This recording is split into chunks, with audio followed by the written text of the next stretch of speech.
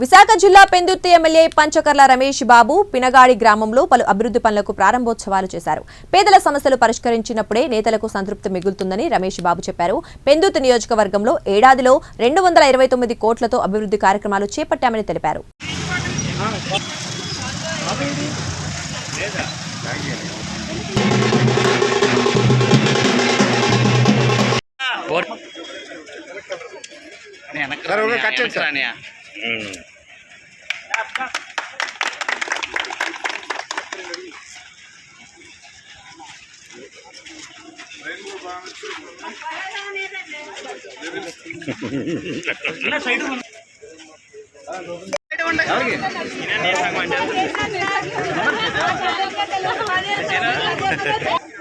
జై పంచకర్ల, జై పంచకర్ల, జై పంచకర్ల.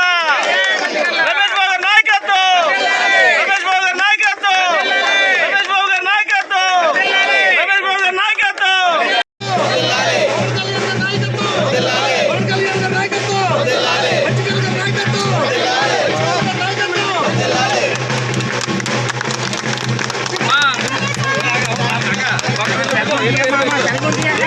మరి ఎక్కడెక్కడ నిలిచింది అవును ఉండిపోయి ఈరోజు ఈ ఫోటో నెక్స్ట్ ఫోటోకి వెళ్ళి సార్ రెడీ సార్.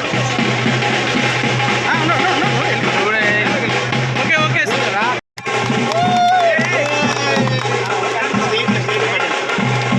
మా కింద నుంచి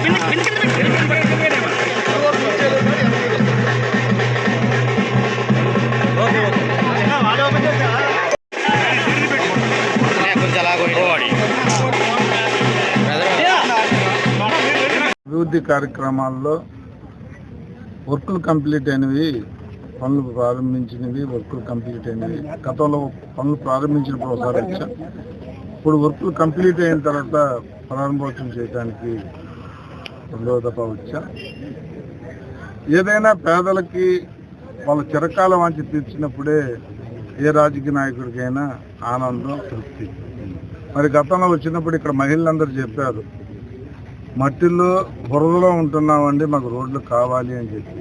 మరి ఈ రోజును చూస్తే ఏ ఒక్క వీధి వదలకుండా అన్ని వీధుల్లో కూడా 54 లక్షలతో ఇక్కడ రోడ్లు వేసాం. మరి వాళ్ళ కళ్ళల్లో ఆనందం చూస్తే చాలా మాకు జాబ్ సాటిస్ఫాక్షన్, ఆనందం వస్తుంది. మరి అలాగే ఈ ముందును కూడా 54 లక్షలతో ట్యాంక్ కానీ రోడ్లు కానీ కార్యక్రమాలు చేసుకున్నాం. భవిష్యత్తులో కూడా నేను ఒకటే చెప్తా ఉన్నాను, 229 కోట్ల రూపాయలు ఒక సంవత్సరంలో అభివృద్ధి చేశాం. దానికి ఏదో కథలు చెప్తున్నారులే అనుకుండా ఈ రోజు వేదిక మీద బుక్ కూడా రిలీజ్ చేయబోతా ఉన్నా. 229 కోట్ల సంవత్సరంలో ఆర్థికంగా ఇబ్బందులు ఉన్నప్పటికీ కూడా తెచ్చామంటే అది మా తాలూకా కమిట్మెంట్, మా తాలూకా ప్రజల పట్ల మాకున్న కన్సైన్. దాన్ని గుర్తించమని చెప్పి కోరుతూ అనునిత్యం కూడా మరి ఇక్కడ ప్రజలు కూడా కొన్ని పాస్ పుస్తకం విషయం కానీ, ఇంకా కళ్యాణ మండపం, ఇక్కడ ఈ ప్రాంతానికి కళ్యాణ మండపం విషయం కానీ, ఇతరత్ర కొన్ని విషయాలు చెప్పారు. కొంత పెన్షన్లు, ఒకళ్ళిద్దరు పెన్షన్లు తీసేశారని కానీ, ఒకళ్ళిద్దరు ఇల్లు లేవని కానీ నేను మీడియా ద్వారా చెప్పాను, మళ్ళీ చెప్పి అనేక సార్లు పేపర్లో కూడా రాయించాను. కొత్తగా పెన్షన్లు, ఇల్లు, రేషన్ కార్డులు ఇస్తున్నాం, మీరు బుక్ చేసుకోండి అని చెప్పి.